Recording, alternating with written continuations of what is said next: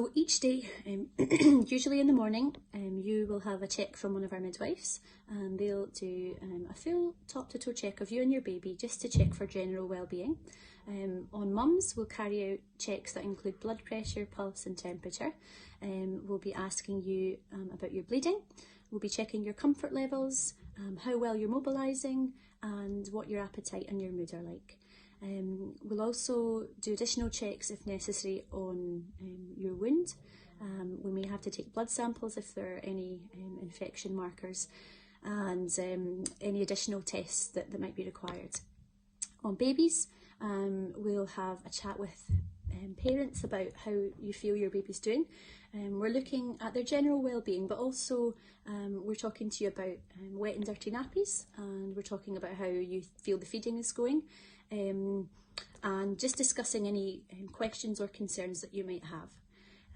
So in mum or baby, if we pick up anything that we're not sure about or that we feel needs extra review, then we'll refer it back to either the obstetricians or the paediatric team, and they'll come and review you thereafter.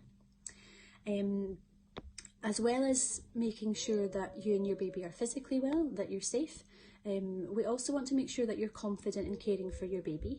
And so while you stay with us on the ward, you'll be offered support with things like changing your baby's nappy, bathing your baby, feeding your baby, and just signs that your baby is well or unwell. And we try and make sure that you are more confident with us by the time that you're discharged home. While you're staying with us, we always strive to keep mums and babies together because we know that this is the safest option. It's the best for bonding with your baby, the best for following or learning about feeding cues, and just for getting to know your baby. And so usually we only will take baby away if we're having to do specific tests on baby. So most of the time we'll be keeping you together. In terms of discharge home, there's a few things that we'll do on the last day.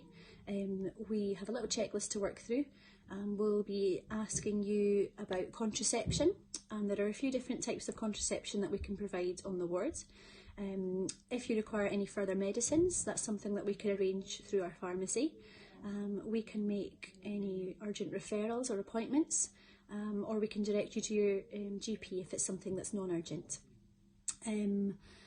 Whilst you stay with us on the ward, you'll be given breakfast, lunch and dinner, but we always encourage you to bring your own snacks if that's something you want to do. We have close liaison with all of our community teams across Tayside.